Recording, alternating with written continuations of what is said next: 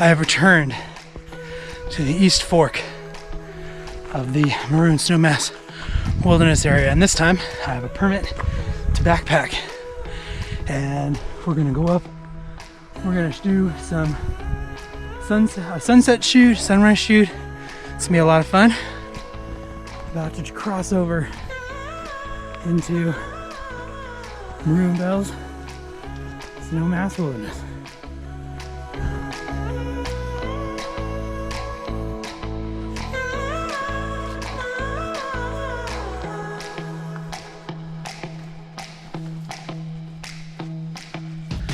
So behind me, I have a new member of the 7-Bit team. That's Andy, and he has joined me on this backpacking expedition. And no Toby this time. I know, I'm sorry. The handsomer one is not here. So we have set up camp here at about 11,800-ish feet. And we are going to shoot sunset at Frigidor Pass, which I think is going to be a blast. It is so beautiful up there, and then maybe sunrise up there at the legendary West Maroon Pass that has been talked about by many. I have never been up there, so I am filming this with the GoPro Hero Black 12, and I have a chest rig, so we'll see how that goes. So we're running a little short on time, so we're going to be hitting the trail to shoot sunset here in just a couple minutes.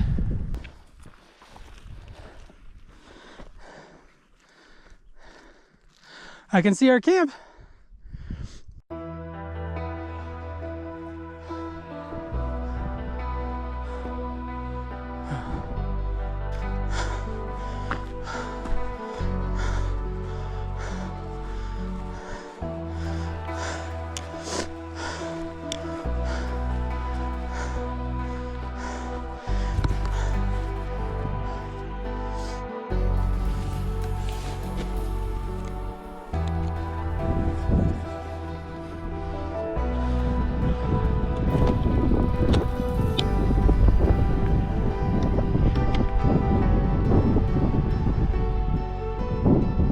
So cool.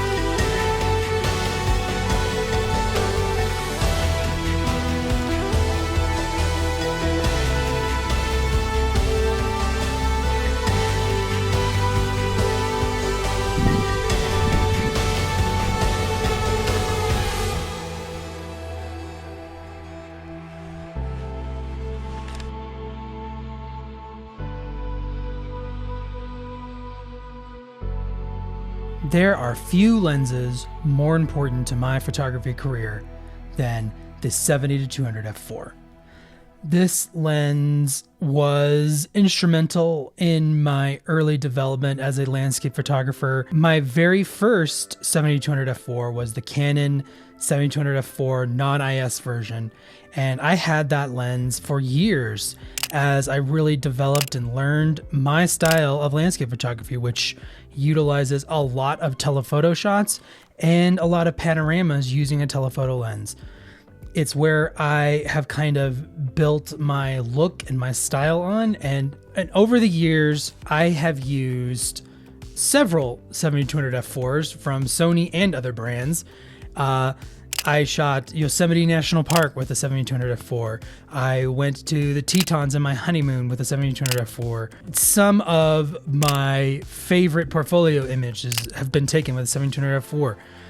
It's a big deal lens. Now, as my career has progressed, I largely have shot 7200 2.8s. I've slowly over time utilized them because 7200 2.8, it's from whatever brand you own, it tends to be their best foot forward, a lens that they put a ton of R&D into and is a fantastic final product. And the 7200 f4 tends to be a smaller, lighter, cheaper alternative, but at the same time doesn't pack quite the image quality punch that the 7200 2.8 does. With Sony, they just a couple years ago announced and released the 7200 2.8 G Master 2, which is, in my opinion, the best 7200 I've ever used. Fantastic image quality, and while it has the same form factor, it's a pound lighter than your typical 7200 2.8, which is really something considering how many places I've hauled big, heavy 780-200s on the top of mountains and various other places. So when I looked at Sony announcing a 7200 f4, I was like, boy, they're going to have to bring a lot to the table to have it compete with that lens. And in a lot of ways, Sony has. It's brought this lens, the 7200 f4 G2 lens, also has the macro moniker, and we're going to talk about that more in a second. It brings everything you could want in a 7200 f4. To me, it's one of the most balanced lenses that you can get right now for the Sony system. It's light and compact.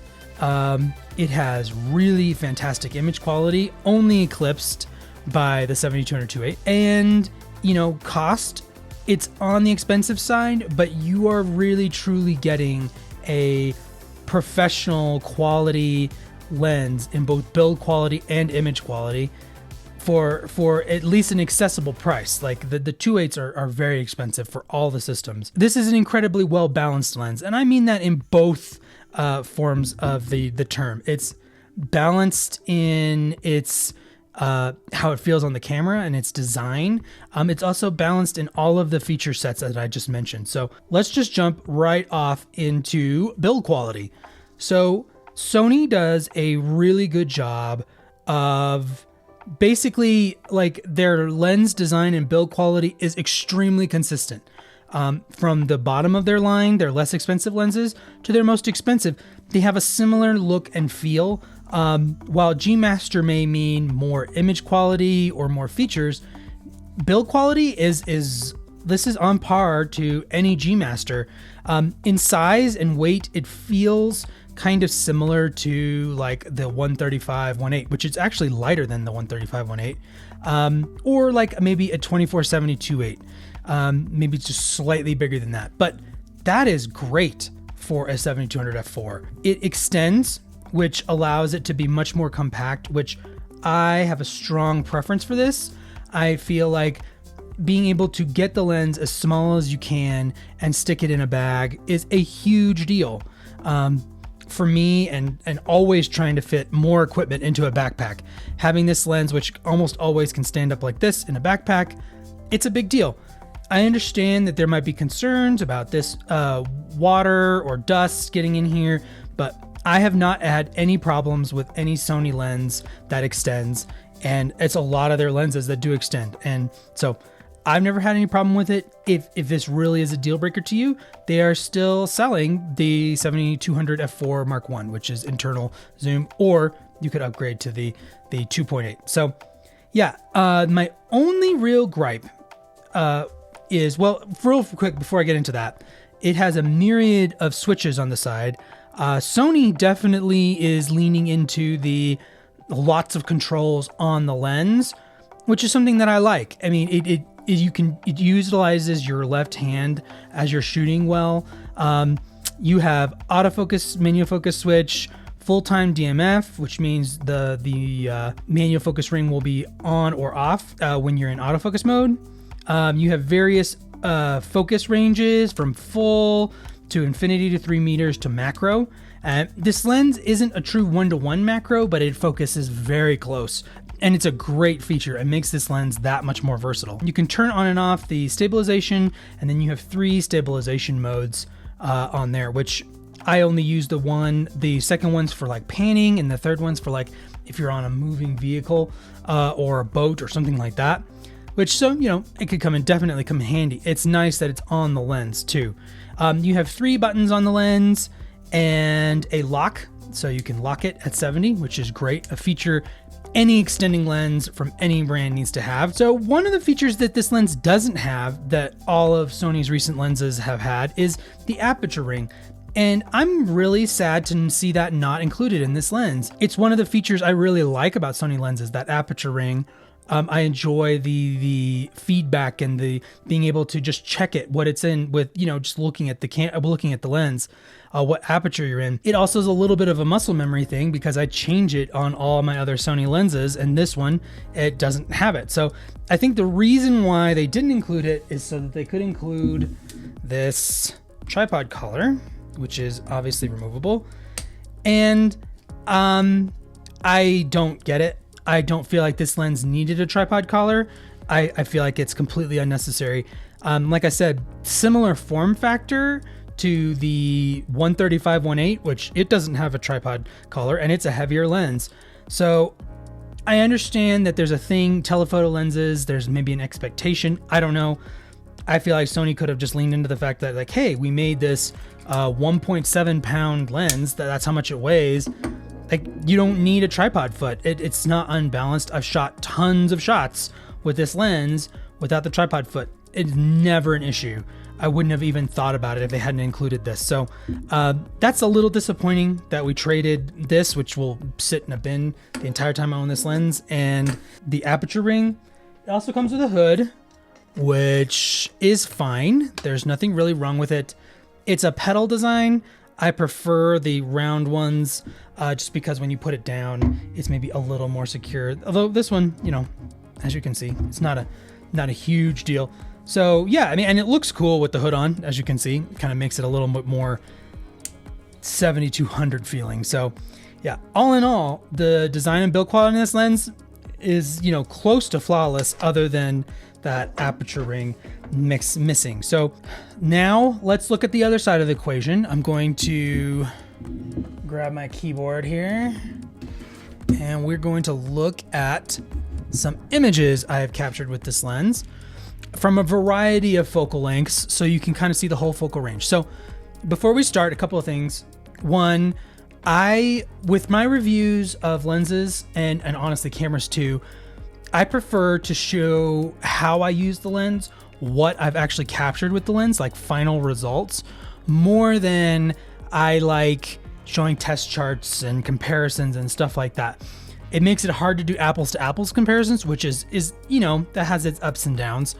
But honestly, I feel like showing what you can achieve with this lens, what I have achieved with this lens, ultimately has more value than just another test chart review. If you want a test chart review, there are lots of them on YouTube, and this just isn't another one. So I'm showing you final edited images here for all of what I've shot with this lens, and I do think that there's some value there.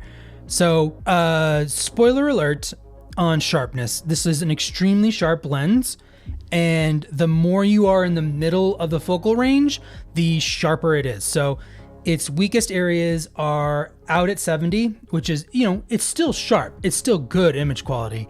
And then it probably weakest of all is clear at 200. So I'm going to show you some examples here. This image here, let's get the info, 91 millimeters. So getting kind of into there, and you can see absolutely stunning image quality here. Very sharp, very great rendering. Yeah, I love how the detail renders. This is sharper than the old 7200 f4.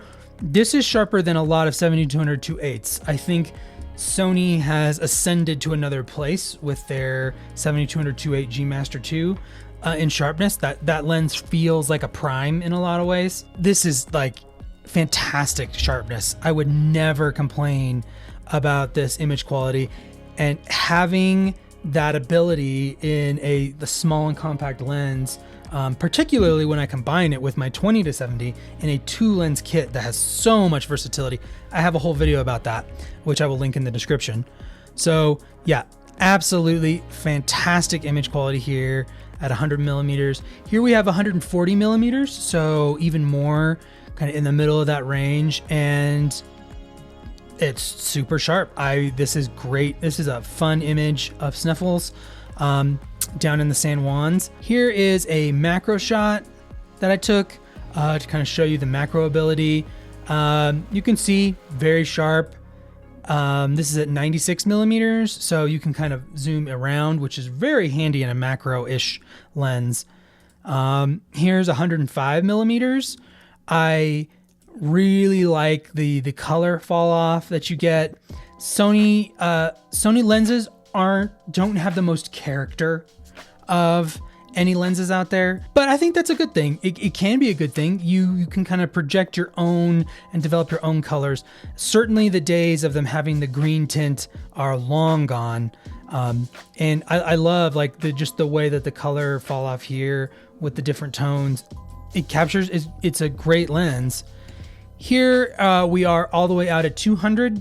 So I can kind of show you here, and you know, there's maybe a little bit of atmospheric distortion here, just a little, but you know, even with that, this isn't the sharpest image, and that's kind of how it feels when you go all the way to 200. It's really nice that you can go all the way to 200. I certainly wouldn't shy away from it while I was in the field. I'm definitely going to get the image, and I like that I had the ability to, but it's not the lens at its absolute sharpest, and I think this image kind of shows that fairly well. Here we are right in the middle again at 108, and this area is the sweet spot. I mean, this image is brilliantly sharp. Nothing to complain about here. This is the maroon bells. This is the other side of the maroon bells. So your traditional shot that you've seen certainly before is down on the other side on the lake. This is looking east from the west, and here's another shot of the maroon bells. This is Maroon Peak. We did quite a bit of shooting in that area this year and really been enjoying it. And so once again, absolute brilliant sharpness, 131. So like again, towards the middle of that range, you can see I really shot a lot there and got a lot of really sharp images that I'm super happy with. Here's one clear out at 70, and you can kind of see it maybe lacks the biting sharpness of the middle of that range. Kind of think 100 millimeters to 150, maybe 180 is kind of be where this lens really shines. That being said, I don't wish that it was a 100 to 180, right? I love the ability to zoom in and out more than that. It's just, that's where you're going to get the maximum quality out of this lens. So yeah, you can see at 70, not quite as biting sharp. And then the last image I have here, one of my favorites that I captured with this lens of Maroon Peak just after sunrise. And this is at 98 millimeter. And you can see really, really sharp. I have been very pleased with this lens, with the rendering of this lens. If you are a landscape photographer, do I recommend this lens? And I emphatically say yes. I think if you're a Sony shooter and the main thing you shoot is landscapes, I would say get this lens over any other 7200, or honestly, any of the other real telephoto options. There is the Tamron 70 to 180. I haven't tried the G2. I tried the G1. This lens is superior to that one. You have that extra 20 millimeters, and I feel like the autofocus is better. As far as the new one goes, I can't say, but I would say only get the 7200 2.8 if you have other things that you shoot, if you need that 2.8. That lens is sharper than this one, but not enough. It's very similar. The relationship between the 20 to 70 f4 and the 24-70 is very close, where the 2.8s are sharper, but they're not enough sharper that if the main thing you are shooting landscape, if the main thing you are shooting is landscape, then I don't think that, I think this lens make more sense. The compact size and weight, the lower price, you could get a prime for the price difference. And I just think this is an overall more versatile, balanced lens than the 7200 2.8 for landscape photography. If you shoot something else, if you shoot weddings, if you shoot portraits, if you shoot products or events, I mean, honestly, this might be a really good product lens because it has the macro functionality, but then go ahead and get the 7200 2.8 because, and you will love it for landscape photography because it's like amazingly sharp and it doesn't feel super heavy. I mean, it's bigger, but it doesn't feel super heavy. But if all you're doing is landscape, or that's the main thing you do, if you do travel, this is a fantastic travel lens. And I also can't state enough how well it pairs with the 20 to 70 f4. I would say the image quality is nearly identical. Sony clearly designed these lenses to kind of go together because you kind of have from 20 millimeters to 200 between two lenses, all at f4. It's a great 1-2 punch. Like I said, I have a video about that. I also have a review for the 20 to 70 coming soon, maybe in a couple weeks. I'm going to get that out. So anyway, long story short, this lens is one of the best landscape lenses Sony has ever made, and a worthy successor to its first 7200 f4, which I loved, worthy competition to the 7200 2.8, and one of the best telephoto lenses on the market today, and for landscape photography. So if this little review was helpful to you, please hit that like button and subscribe to this channel for that 20 to 70 review. I'm also going to be shooting with this lens all throughout the fall in Colorado. Got so much shooting to do. This is when Colorado landscape photography is at its best. So going to be doing a ton of that over the next few weeks and pumping out content over the course of the fall. So we hope to see you for that. And with that, we'll see you on the next adventure.